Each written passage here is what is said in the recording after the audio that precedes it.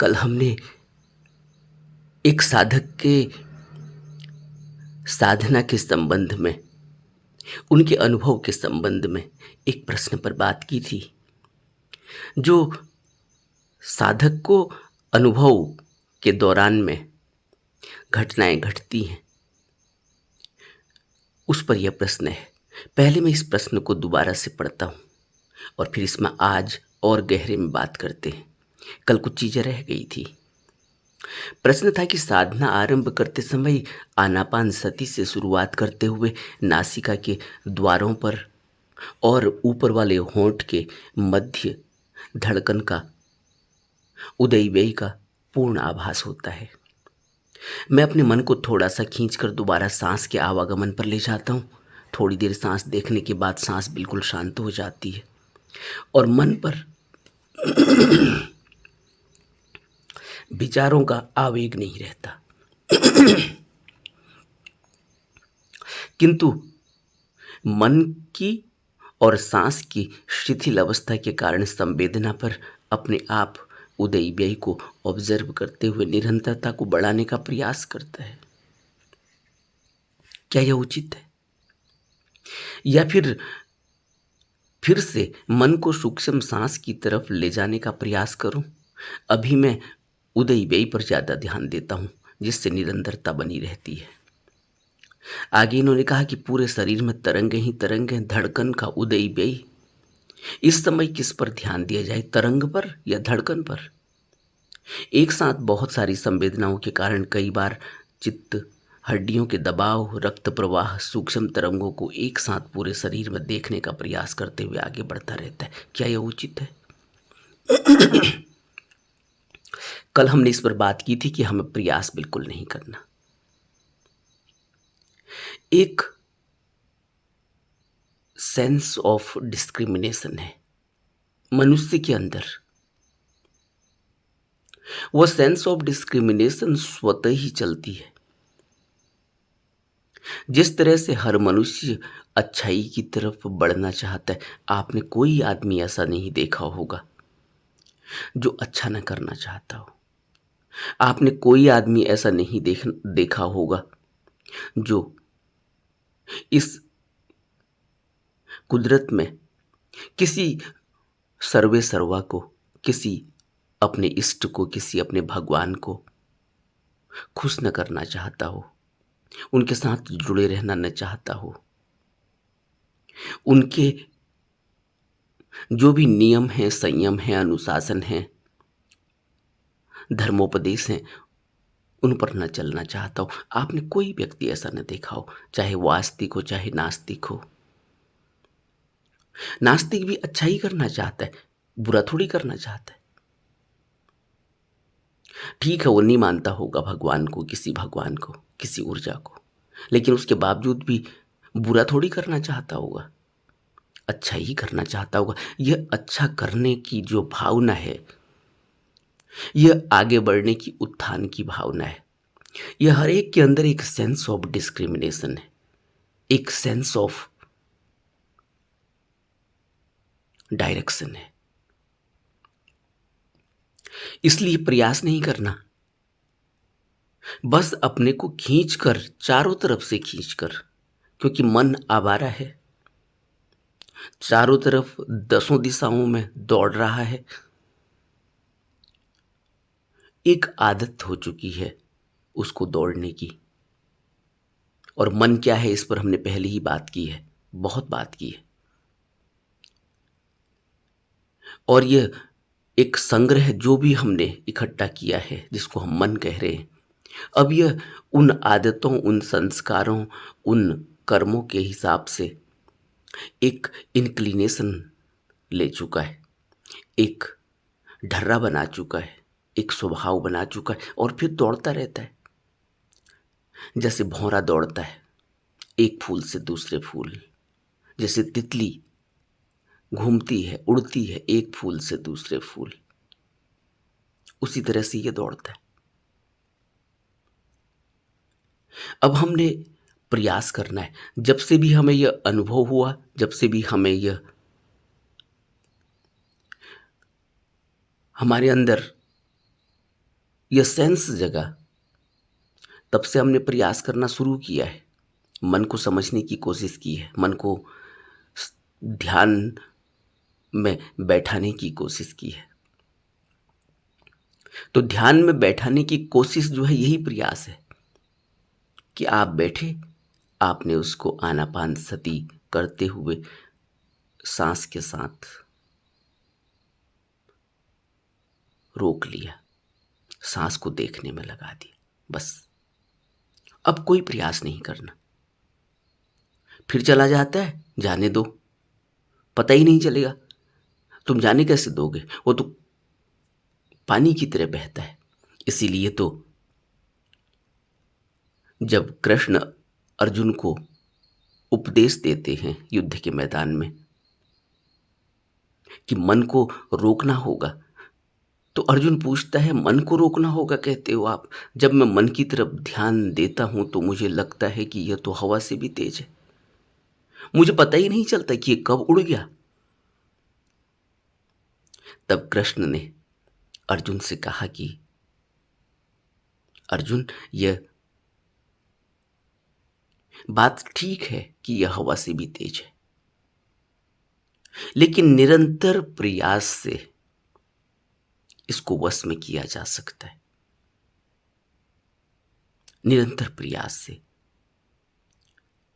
और जब अर्जुन ने पूछा कि निरंतर प्रयास कैसे करना होगा,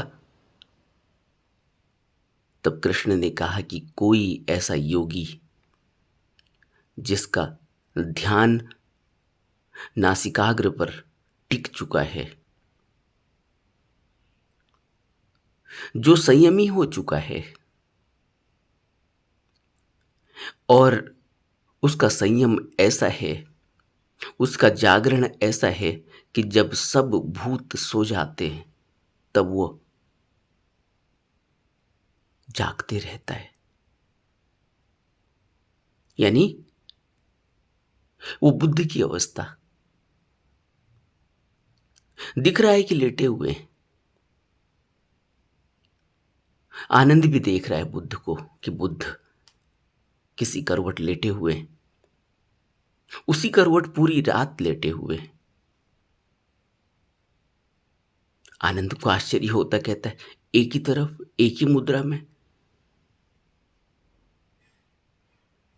साधारणतया तो हम छटपटाते रहते हैं, नींद खुली नहीं, करवट बदला नहीं, और कई बार तो नींद में ही करवट बदलते हैं, नींद में ही पांव पटकते हैं, नींद में ही सीधे हो जाते हैं, तिरछे हो जाते हैं। लेकिन एक संयमी है, जागृत अवस्था में है, पूरा होश है, शरीर शिथिल पड़ा है लेकिन पूरा होश है। तब कृष्ण अर्जुन से कहते, तस्याम जागृति संयमी, जब समस्त भूत सो जाते हैं उस समय भी जो संयमी है वो जागते रहता है, वो संयमी होता है। उस संयमी को योगी कहा कि जिसने जोड़ लिया अपने को। योग का अर्थ है जोड़ लेना। जिसने अपने को कहाँ जोड़ लिया? जिसने शरीर, मन और अपनी प्रज्ञा के जुड़ाव को समझ लिया, मन को अंकुश में लगाना, अंकुश में रखना, उसकी हर हरकत को जानते रहना, ये प्रज्ञा का काम है। इसीलिए तो जो प्रज्ञावान हुआ वो फिर मन के ताबे होकर, यानी मन के अंडर होकर कोई काम नहीं करता,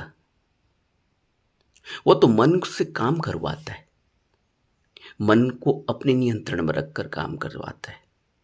और हमारी क्या गति है, बाजार में जाते हैं, पता ही नहीं चलता क्या खरीदने गए थे और क्या खरीद कर ले आते हैं, कहाँ जाना था कहाँ को चले जाते।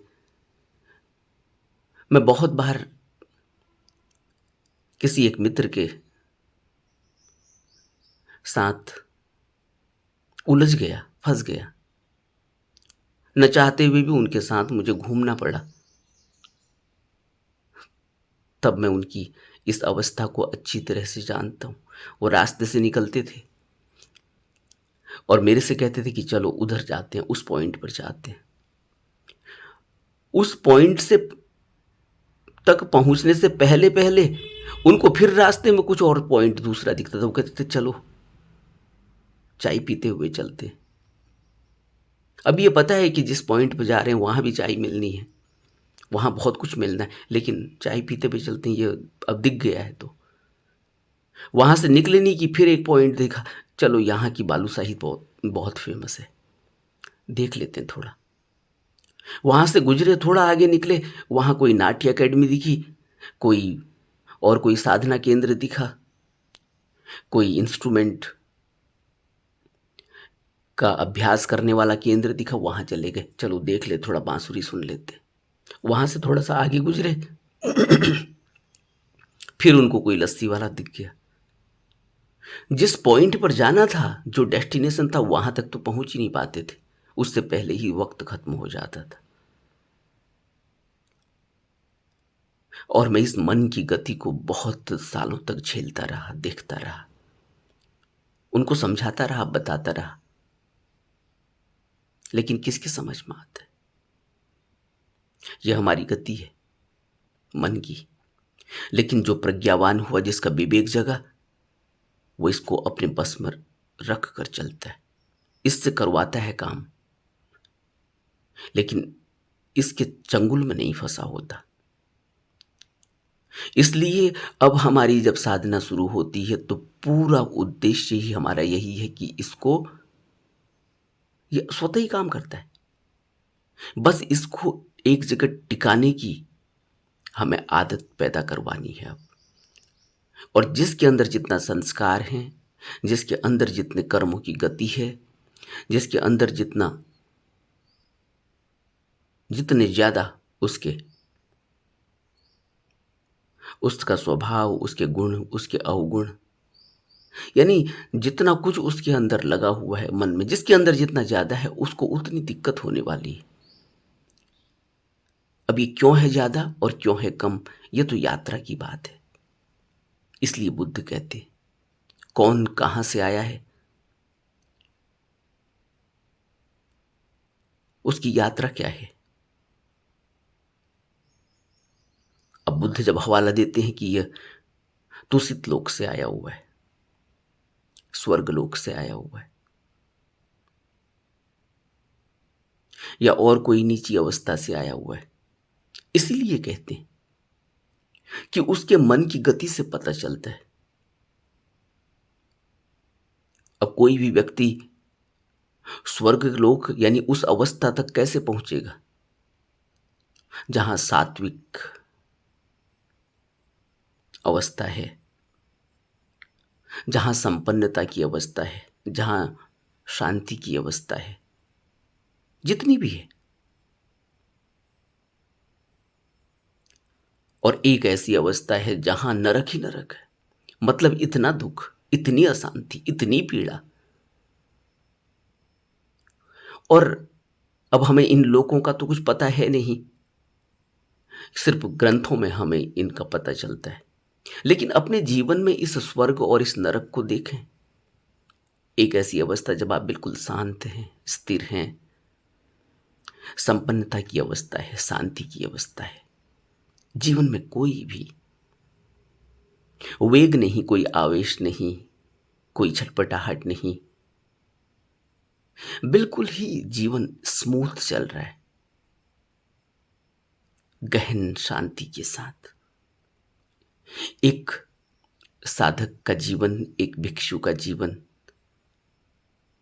जो जुड़ चुका है अपने से पूरी तरह से, उसके जीवन में यह स्वर्गलोक के सुख की अनुभूति होती है, वो यही है। और एक व्यक्ति नरक में कैसे जी रहा है, वो नरक में ही है, यहां दिखेगा उसका नरक, शराब पी के नाली में पड़ा है, वहीं सुअर घूम रहे हैं। अब तुम कहोगे कि नरक कहाँ होता होगा, स्वर्ग कहाँ होता होगा, ये नरक ही तो है, नाली में पड़ा है। ये नरक ही तो है कि नशा करके इधर उधर टहल रहा है, डोल रहा है, गालियां दे रहा है। ये नरक ही तो है कि कोई व्यक्ति पागल हो चुका है, उसकी मानसिक स्थिति खराब हो चुकी है, उसका कोई कंट्रोल नहीं रहा अपने ऊपर, बड़बड़ाता है, गाली देता है, कूड़े के ढेर में पड़ा है।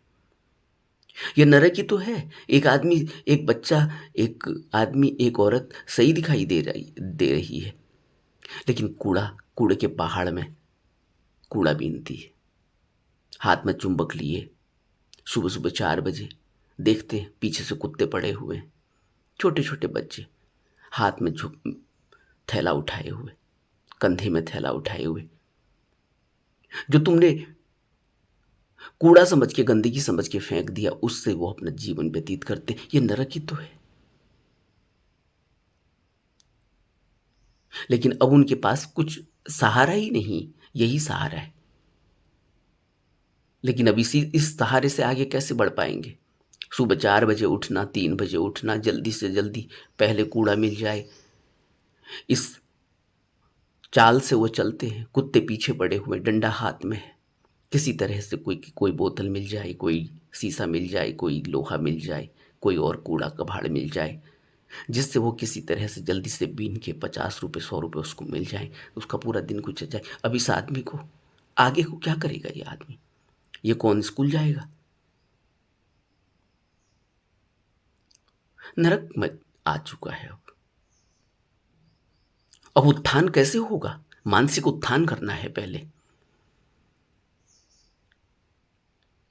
इसलिए बुद्ध कहते हैं बहुत सौभाग्यशाली है वह जिसको पहले मनुष्य जीवन मिला, और बहुत सौभाग्यशाली है वो कृपा, कि वह ग्रेस जिसको कहते हैं। अब इस ग्रेस का कैसे पता चलेगा? अभी मैं बता रहा हूं एक ऐसा व्यक्ति होता है, और अभी मैं बता रहा हूं कि एक व्यक्ति ऐसा होता है जिसको ग्रेस है। उसको सोने की चम्मच से दूध पिलाया जा रहा है, उसको पढ़ने की पूरी व्यवस्था की जा रही है, उसको घर में पढ़ाने के लिए कोई ट्यूटर आ रहा है, उसको प्ले स्कूल में डाला जा रहा है, अच्छे स्कूल में डाला जा रहा है। ये ग्रेस है। अब ये ग्रेस क्यों है? ये उसका संस्कार है पुराना, ये सब उसका एक दूसरे से जुड़ाव है, जहां उसके संबंध बने हैं। अब ये बातें इतनी आसानी से दिखाई नहीं देती, समझ में नहीं आती, इसलिए लगता है कि ये कर्म क्या होते होंगे, तो ये विपाक क्या होते होंगे, तो ये संस्कार क्या होते होंगे, जबकि सब आंखों के सामने दिखाई दे रहा है। लेकिन उसके बावजूद भी हमारे अंदर वो ऑब्जर्वेशन ही नहीं है कि हम देख सकें, क्योंकि हम खुद ही इतनी गति में हैं, हमारा मन इतनी गति में है, इतनी तेजी में है कि वो ये सब ऑब्जर्व कर ही नहीं पाता। अब हमें इस मन की गति को रोकना है, शुरुआत करनी है आनापानसती से। तो स्थिर होके मन को टिका देना है। मन टिक जाएगा, इसकी सारी ऊर्जा संग्रहित हो जाएगी, संगठित हो जाएगी, सघन हो जाएगी। जितनी देर टिक गया उतनी सघन हो जाएगी, और जो ये प्रेशर बनेगा सघन ऊर्जा का, यह ऊपर को खींचेगा। अभी इन जो मित्र ने प्रश्न पूछा है, इस प्रश्न को मुझे दोबारा से इसके कुछ भाग को आज बात करने की क्या जरूरत पड़ी? इसीलिए कि जो इन्होंने प्रश्न पूछा है, इसमें कहीं भी ऊपर को वह सघन ऊर्जा खींच नहीं रही है। जब वो सघन ऊर्जा इतनी सघन हो जाएगी, ऊर्जा का क्या काम होता है? ऊर्जा ऊपर को उठती है। आपने देखा, जब भी प्रेशर पड़ता है ऊर्जा ऊपर की तरफ जाती है, ऊर्जा नीचे की तरफ नहीं, ऊपर की तरफ जाती है। जो यह ऊर्जा ऊपर को उठ रही है, यही जब ऊपर उठने लगेगी तो हम इस शरीर और मन की अवस्था से ऊपर उठने लगेंगे। मन से ऊपर उठेंगे, पहले मन के अंदर जाएंगे। ऊपर उठने का मतलब क्या है? पहले शरीर को देखेंगे, शरीर में जो कुछ भी दिखाई दे रहा है, महसूस हो रहा है, ये सब अनुभव आएंगे। ऊपर उठने के अनुभव है ये। जो इन्होंने प्रश्न में पूछा है कि शरीर में तरंग ही तरंग है, धड़कन का उदय व्यय, क्या इस समय किस पर ध्यान दिया जाए, तरंग पर या धड़कन पर? अब फिर ध्यान देने यानी कि फिर अपना एफर्ट, जबकि प्रयास तो यहाँ कुछ भी नहीं है, मन का स्वभाव है। यानी वह ऊर्जा ऊपर की तरफ ही उठेगी। जो मन जिसको हम कह रहे हैं, यह मन नीचे की तरफ खींचेगा, क्योंकि जिसको हम मन कह रहे हैं अपना, यह मन तो हमारी देन है, हमने बनाया है। लेकिन जो बुद्ध जिसको चित्त कहते हैं, शुद्ध चित्त, बोधि चित्त, वह जो जिसको मन कहा जाता है, शुद्ध मन, यह शुद्ध मन तो स्वतः ही ऊपर की तरफ उठता है। यह शुद्ध मन इंद्रियों के भोगों की तरफ नहीं जाता। जो हमारा मन है, ये इंद्रिय भोगों का रस लेता है। आपने देखा, कोई वस्तु दिखी, कितना आनंद आ जाता है। किसी स्त्री को देखा, उसका रूप रंग, किसी पुरुष को देखा, उसका सुडौल शरीर, क्या होता है? यह मन इस तरह से वस्तु पे अटक जाता है। अब इसी मन को हम फिर सोच रहे हैं कि ये कहीं अटके, धड़कन देखूं या तरंग देखूं। कुछ नहीं देखना है। हमें क्या करना है धड़कन और तरंग से? हमने तो छोड़ दिया है, हमने उसको टिका दिया है। अब वो क्या अनुभव कर रहा है, क्या अनुभव नहीं कर रहा है, वो अनुभव करता ही नहीं। वो तो अपने स्वभाव की, जो उसका स्वभाव है, जो उसका सतत, उसकी निरंतरता है, कंटिन्यूटी है, वह तो ऊपर की तरफ उठने की है। जो उसका शुद्ध रूप है, वह तो ऊपर की तरफ जाना है, नीचे की तरफ जाना नहीं। इसलिए पहले तो इस मन के अंदर जाना होगा। कौन से मन के अंदर? जो हमने मन बनाया है। संस्कार, स्वभाव, आदतें, अच्छा बुरा, ये सब मन हमने बनाया है, हमारे हिसाब से बना हुआ है ये। इंद्रिय के भोग, क्या अच्छा लग रहा है, कौन सी इंद्रिय अच्छी लग रही है? आंख से देखना अच्छा लग रहा है या स्पर्श करना अच्छा लग रहा है? ये सब हमारा मन है। और जब इस मन के अंदर घुसेंगे, तब वह बोधि चित्त, वह शुद्ध चित्त, वह स्थिरता, तब वह सघन ऊर्जा का पता चलेगा। तब पता चलेगा कि मन क्या है, तब पता चलेगा कि शुद्ध मन क्या होता है, तब पता चलेगा कि कॉन्शियसनेस क्या होती है। अभी जिसको हम कॉन्शियसनेस कहते हैं, क्या कॉन्शियसनेस है हमारी? कुछ भी तो नहीं, हमें पता ही नहीं चलता। कई बार तो हम इतने जड़ हो जाते हैं कि कोई पीछे से जो है मार कर चला जाता है, हमें होश ही नहीं रहती। कितनी जड़ता है, जरा देखो, किसी आदमी का मोबाइल निकाल लिया, पर्स निकाल लिया, किसी आदमी के, और कोई उसके उसके बैग्स के पीछे की चेन खींच कर, चेन खोल कर कोई कुछ सामान ले गया, उस आदमी को पता ही नहीं, वो इतनी जड़ता में है, वो इतना मशगूल है, कहीं बातों में मशगूल है, कहीं अपने विचारों में मशगूल है, और इतनी हरकत उसके साथ हो जाती है। अभी तो हम इतनी सोई अवस्था में हैं,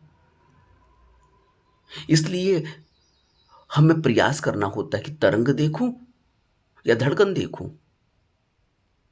हमें इस मन को इस्तेमाल नहीं करना कि तरंग देखूं या धड़कन देखूं। यह कब होगा? जब ऊर्जा सघन होगी और ऊपर को उठेगी, तब, जैसे कहा जाता है, और आपने कई बार उसको पढ़ा भी होगा किताबों में, जब साधक, जब कोई गहन साधना करने वाला अनुभवों को व्यक्त कर रहा है, तो वो देख रहा है। बुद्ध कहते थे कि पर्वत के शिखर पर खड़ा हुआ व्यक्ति जब नीचे देखता है, तो उसको सब कुछ स्पष्ट दिखाई देता है। धम्मपद में कहते, पर्वत के शिखर पर चढ़ने का क्या अर्थ है? यानी जब वो ऊपर उठता है ऊर्जा से, तो देखता है कि शरीर और मन, जिसको हम मन कह रहे हैं अपना, अपने मन और अपने शरीर को देखता है। कैसे देखता है? जैसे पर्वत के शिखर पर खड़ा होकर कोई व्यक्ति नीचे देखता है, उसको सब पेड़ दिखाई दे रहे हैं, जमीन दिखाई दे रही है, घर बने हुए दिखाई दे रहे हैं। वो इतने ऊपर खड़ा है पर्वत पर कि उसे सब, पूरी सीनरी दिखाई दे रही है, और वो अछूता है उनसे, क्योंकि वो पर्वत पर खड़ा है। इसी तरह से जब हम अछूते हो जाते, वो अवस्था आती है साधना में, तब हम देखते हैं कि मन भी दिखाई दे रहा है, शरीर भी दिखाई दे रहा है, सब कुछ हो रहा है शरीर में, तरंगें, सनसनाहट, झंझनाहट। मन बिल्कुल, क्योंकि अब हम मन के ऊपर आ चुके हैं।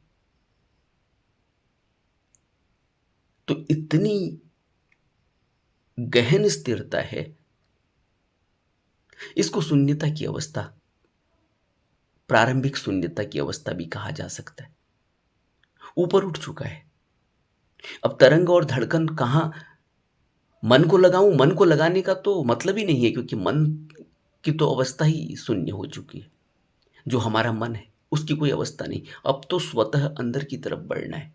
वो तो ऊर्जा अंदर की तरफ खींच रही है, अब बोधि चित्त की तरफ खींच रही है। बोधि चित्त जागृत हो रहा है, प्रज्ञा जागृत हो रही है, अब सब कुछ अनुभव हो रहा है।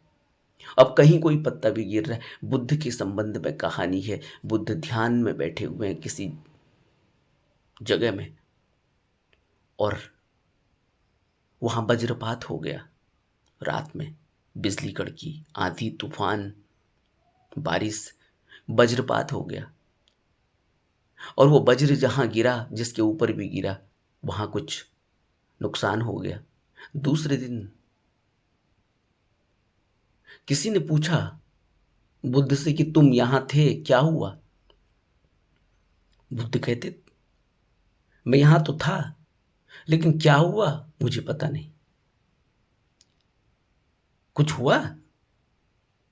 वो कहते हैं कुछ हुआ, लेकिन क्या हुआ मुझे पता नहीं। हम होते तो क्या कहते? हम होते तो क्या कहते कि इतनी तेजी से बिजली कड़की थी, पूरे घर में रोशनी हो गई थी, इतनी भयंकर आवाज थी, पूरे कान हमारे जैसे फट गए हो, मैं बेहोश हो गया था, मैं यह हो गया था, मैं वो हो गया था, मैं बाहर झांक कर मैंने देखा, फिर क्या हुआ। हम ये सब बातें करेंगे, क्योंकि हमारा छितराया हुआ मन है। और सब घटना घटी, बुद्ध वही है, ध्यान कर रहे हैं। बुद्ध कहते मुझे कुछ पता नहीं क्या हुआ, कुछ हुआ। मन की स्थिरता देख रहे हैं आप? इस सीन को ऑब्जर्व कर सकते हैं, इस पर गहनता में उतर सकते हैं। लेकिन इस गहनता में उतरने के लिए अगर अनुभव हो शरीर और मन से ऊपर खड़े होने का, तो हम देख पाएंगे कि शरीर शिथिल खड़ा हुआ है, पड़ा है, उसमें तरंगें, सब कुछ चल रही है। शरीर जैसा तो कुछ हम हैं ही नहीं शरीर में, शरीर से ऊपर शरीर को देख रहे हो। मन में हम हैं ही नहीं, लेकिन सब महसूस हो रहा है। इसको कॉन्शियस कहते हैं, सुपर कॉन्शियस वाली अवस्था, एक पॉजिटिव कॉन्शियस वाली अवस्था, या कह लें कॉन्शियसनेस वाली अवस्था। क्या नाम देंगे? नाम कुछ भी दे लो, एडजेक्टिव पे एडजेक्टिव लगाते चले जाओ, एडजेक्टिव लगा के क्या होगा। लेकिन ऐसी स्थिति जहां पर इतनी गहन शून्यता हो गई कि अब कुछ पता नहीं चल रहा, अपना कोई प्रयास नहीं है, वो स्वतः हो रहा है, क्योंकि ऊर्जा को तुम रोकोगे थोड़ी, स्वतः ऊपर को जाएगी। क्या करते हैं जब आग लग जाती है, क्या रोकेंगे उसको? वो तो ऊपर की तरफ ही जाने वाली है, आग नीचे की तरफ थोड़ी जाती है।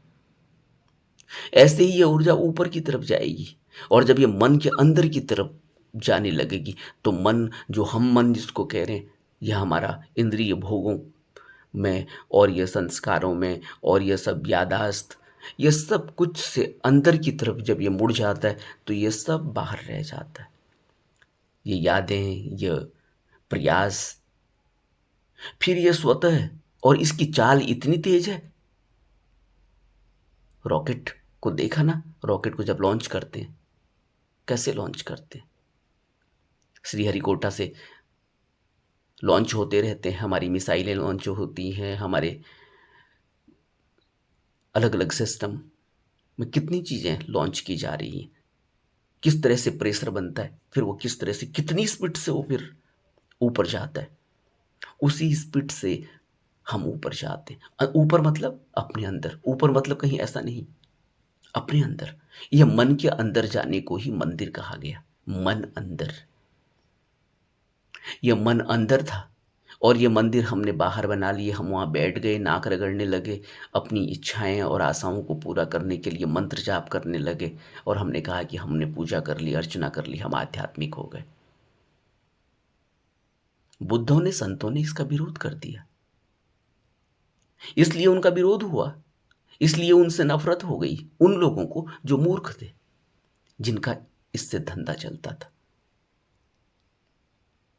लेकिन जिनको उनकी यह चिंगारी लगी वह मुक्त हो गए। और ये चिंगारी आज भी भड़क रही है। आज भी हम जैसे लोग साधना के लिए प्रयासरत हैं। अभी हम मन से प्रयास कर रहे हैं, इसलिए प्रयास, इसलिए जो ये प्रयास शब्द आता है बार बार, निरंतरता को बढ़ाने का प्रयास या सूक्ष्म सांस की तरफ अपने को ले जाने का प्रयास, कोई प्रयास नहीं करना, आप छोड़ दो। प्रयास तो बहुत शुरू की बात है। जैसे ही अंदर की तरफ आप स्थिर होने लगे, आपको पता ही नहीं चलेगा, छोड़ने की बात भी नहीं है, खुद ही छूट जाएगा। आप पकड़ के, तो अभी लगता है कि हमने पकड़ के रखा है इसको, अब इसको इधर को लगाऊं, उधर को लगाऊं, लेकिन यह स्वतः ही छूट जाएगा। ऐसे ही जैसे ही आप लॉन्च करते हो, उल्टी गिनती शुरू होती है। श्रीहरिकोटा से जब लॉन्च किया जाता है किसी मिसाइल को, किसी टेस्टिंग को, क्या होता है फिर उस समय? फिर कोई पकड़ना थोड़ी पड़ता है। फिर तो वो जिस स्टैंड में है, वो स्टैंड को वो अपने आप ही धक्के से छोड़ता है, ऊपर उठता है। इसी तरह से हमारा ये सब ऊर्जा ऊपर को उठती है। तो ऐसे ही प्रयास कहाँ रह जाता है फिर? कोई प्रयास नहीं, सारा प्रयास फेल। ये प्रयास तो स्टैंड की जैसा तरह है कि इसमें आपने रखा है किसी रॉकेट को। फिर जो इन्होंने नीचे बात की, पूरे शरीर में तरंग ही तरंग, धड़कन का उदय व्यय होता रहता है। इस पर ध्यान लगाया जाए, या तरंगों पर या धड़कन पर, किसी पर भी ध्यान लगाओ, इससे कंटिन्यूटी बनी रहती है। इन्होंने कहा कि इसलिए उदय व्यय को मैं देखता हूँ, ज़्यादा ध्यान देता हूँ। ठीक है, कंटिन्यूटी बनती रहती है, देखते रहो बिना किसी मन को उसकी ऑब्जर्वेशन में लगाए हुए। सिर्फ ऑब्जर्व करना है बस। लेकिन ये धड़कन है, ये तरंग है, ये ज़्यादा देर तक उदय हो रही है, अभी व्यय नहीं हुआ, इन इन इस तरह से कैलकुलेशन में इसको नहीं लगाना। लेकिन मन इतना तेज है कि ये कैलकुलेट करने लग जाता है। यही हमने महारत हासिल करनी है और यही हमारा प्रयास है, जिसको हम प्रयास कह रहे हैं कि बार बार इसको इसकी कैलकुलेशन से वापस लाना है, बार बार इसको, इसके ये जो ट्विस्ट एंड टर्न है, धड़कन है तो तरंग है, तो ये अच्छी है, ये बुरी है, इससे बाहर लाना है, इसको खींच कर फिर एक जगह टिका देना है, कुछ नहीं।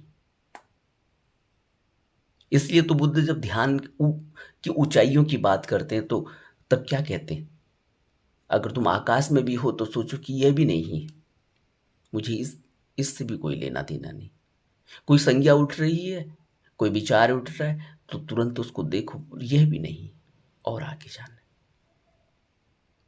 इस तरह से जब सभी, जो इन्होंने अंत में पूछा है कि एक साथ बहुत सारी संवेदनाओं के कारण कई बार चित्त, हड्डियों के दबाव, रक्त प्रवाह और सूक्ष्म तरंगों को एक साथ पूरे शरीर में देखने का प्रयास करते हुए आगे बढ़ता रहता है। यह जो आगे बढ़ते रहना रहता है, यह स्वतः हो रहा है। इसमें अब हमें कुछ नहीं करना है, बस सिर्फ एक दृष्टा की तरह। वो दृष्टा भी, हम उस दृष्टा को भी मजबूत नहीं कर सकते, वो दृष्टा मजबूत स्वतः हो जाता है। जब वो दृष्टा मजबूत हो जाता है तो आंतरिक यात्रा शुरू हो जाती है, हम खुद ही अंतर्गर्भ की तरफ बढ़ने लगते हैं और ये अपने आप चलता रहता है। तो जो ये कह रहे हैं कि पूरे शरीर में देखने का प्रयास करते हुए आगे बढ़ता रहता है, तो क्या यह उचित है? एक साथ इतनी सारी संवेदनाओं को, सूक्ष्म तरंगों को एक साथ पूरे शरीर में देखने का प्रयास करते हुए आगे बढ़ता रहता है, क्या यह उचित है? सब उचित है। उचित ही है ये जब आगे बढ़ता है तो, लेकिन यह आगे बढ़ना प्रयास से थोड़ी होता है, ये स्वतः हो रहा है। ये अब मन की यात्रा शुरू हो गई है। मन की दो यात्रा है, एक आंतरिक यात्रा, एक बाहरी यात्रा। मन की बाहरी यात्रा से हम सब वाकिफ हैं। किसी स्त्री को देखते हैं, बाहर की यात्रा शुरू हो गई। अब सब देखेंगे, ऊपर से नीचे तक देखेंगे। कौन सा मोबाइल पे लिया हुआ है हाथ में, तो कौन सा पर्स लिया हुआ है, कैसे कपड़े पहने हुए हैं, क्या दिख रहा है क्या नहीं दिख रहा है, कितना मेकअप किया हुआ है, बाल कैसे हैं, बनाए हुए हैं। किसी पुरुष को देखते हैं, उसको भी ऊपर से नीचे तक देखते हैं, कौन से ब्रांड के कपड़े पहने हुए हैं, जूते कैसे हैं, तो हाथ में मोबाइल कौन सा है, तो ये कौन सा है, वो कौन सा है, पैसे कितने होंगे कितने नहीं होंगे, वो सब बातें फिर पीछे से चलती रही होंगी। ये है मन की बाहरी यात्रा।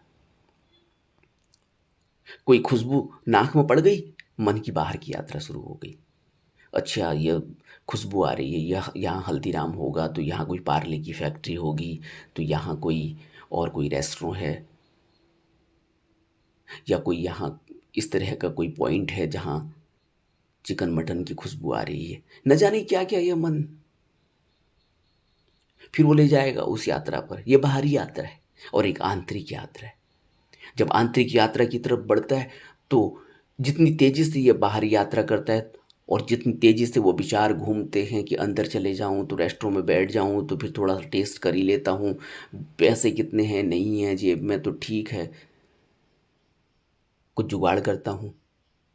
मन इतनी सारी बातों में लगाएगा। न जाने कितने कितनी कैलकुलेशन चलती रहती है। हम तो अगर उनको देखने लग जाएं, एक साधक तो देख लेता है इन सब कैलकुलेशनों को, तभी तो उसको पता चलता है कि ये मन कैसे काम कर रहा है। लेकिन एक संसारी आदमी जो सिर्फ दौड़ रहा है संसार में, उसको तो पता ही नहीं चलता कि ये मन इतनी कैलकुलेशन कर रहा है। वो तो उसको तो पता भी नहीं चलता कि उसने कब पर्स देख लिया, तो कब मोबाइल से पैसे पेमेंट कर दी, कब उसने रेस्टोरेंट में जाके खा भी लिया, टेस्ट भी कर लिया, उसको उस टेस्ट को कंपैरिजन भी कर लिया कि वो वहाँ खाया था तो इतना ऐसा था, यहाँ खाया तो ऐसा है, अकेले खाया तो ऐसा था, यार दोस्तों के साथ खाया तो ऐसा था, इतना बिल आया, ये आया वो आया, इतने पैसे खर्च हो गए। न जाने कितनी कैलकुलेशन। अगली बार उसको लेके आऊँगा, अपनी गर्लफ्रेंड को लेके आऊँगा, उसको भी टेस्ट कराना है। और न जाने कितनी बातें, बच्चों को लाऊंगा, ये करूंगा वो करूंगा। लेकिन एक संसारी व्यक्ति कहाँ इन सारी बातों को कभी इनको ऑब्जर्व कर पाता है, अपने मन को ऑब्जर्व कर पाता है कि क्या चल रहा है अंदर। लेकिन एक साधक करता है। इसलिए तो साधना है। वो पहले यही सब देखता है कि मन कहाँ जा रहा है, धड़कन देख रहा है, तरंग देख रहा है, तो क्या हो रहा है, अणु परमाणु का विस्फोट हो रहा है, उदय व्यय हो रहा है। यही तो साधना की शुरुआत है। लेकिन जब आंतरिक यात्रा शुरू होने लगती है, तो इतनी ही तेजी से, जितनी तेजी से ये मन बाहर दौड़ रहा है, उतनी ही तेजी से आंतरिक यात्रा होती है। तब तो कोई तब तो कोई कंट्रोलिंग पावर ही नहीं है। अभी तो कंट्रोलिंग पावर है हमारे हाथ में। रेस्टोरेंट में चले गए, वापस आ गए, दूसरी जगह मन को जोड़ दिया, तीसरी जगह जोड़ दिया, उसने कहा टाइम हो गया, घड़ी देख ली, उन्होंने कहा निकलो, ऑफिस का टाइम हो गया, या अब घर जाने का टाइम हो गया, या अब कोई और काम करना है, काम याद आ गया। यहाँ कंट्रोल चल रहा है मन के ऊपर। फिर भी मन सब काम कर रहा है पीछे पीछे, बैक एंड पर। लेकिन फिर भी हम मानते हैं कि कोई कंट्रोल हो रहा है। लेकिन जब हम आंतरिक यात्रा पर निकलते हैं, वहां तो कंट्रोल ही खत्म हो जाता है। फिर तो वो आंतरिक अवस्था में चला गया, अंतर की तरफ मुड़ गया।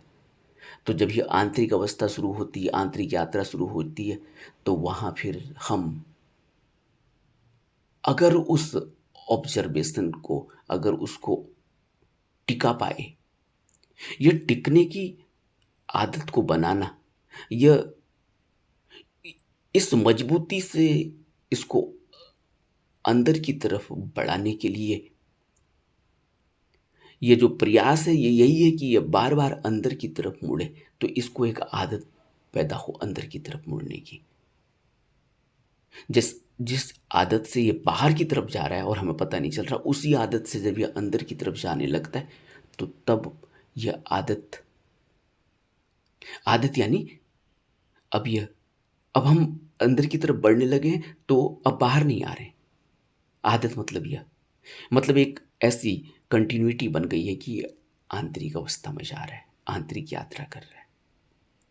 हम अपने को छोड़ देते, फिर हम ऐसे हो जाते हैं जैसे नदी में कोई बहाव इतना तेज है कि अब कुछ कर ही नहीं सकते, ना हाथ पांव मार सकते, न कोई मेमोरी, न कोई और कोई याददाश्त, न इसको ये कहते कि भाई टाइम वक्त हो गया, चलो घर चलो, रेस्टोरेंट से बहुत टाइम हो गया, न कोई मोबाइल देखने की याद।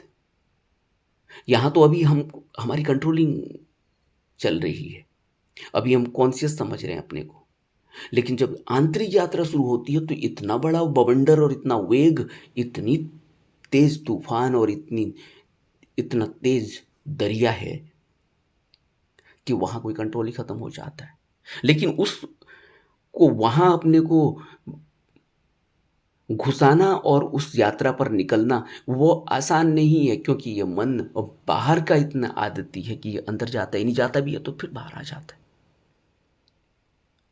इसीलिए तो ध्यान नहीं लगता। ध्यान लग सकता है तब तक बाहर आ जाता है, पहले तो लगता ही नहीं है। आदमी घंटों बैठे रहता है, कितना ध्यान लगता है, कितने सेकंड, कितने मिनट। लेकिन जब अंदर चला गया पता ही नहीं चलेगा कितने दिन बीत गए। कितने दिन बीत जाते थे बुद्ध को, कितने दिनों तक संत अपने अंदर कुटिया में है, पता ही नहीं चलता कि आदमी है या नहीं है। और पुरानी कहानियां हमने पढ़ी है योगियों की कि दीमक लग जाती थी, दीमक के पहाड़ बन जाते थे शरीर में। आंतरिक यात्रा पर निकल गए, बाहर की सुध बुध खत्म हो गई। तो ये जो अभी हमें ये सब कुछ हम कह रहे हैं उचित है नहीं है, जो कुछ भी हमें ये अनुभव हो रहे हैं ये अभी बहुत बाहर के अनुभव हैं। अभी ये याद है, याद तो मेमोरी में बहुत कुछ रहेगा, तब भी रहेगा, लेकिन वो अनोखा होगा, वो आश्चर्य होगा, वो अलौकिक होगा, वो रहस्य होगा, क्योंकि उस जैसा संसार में कुछ भी नहीं।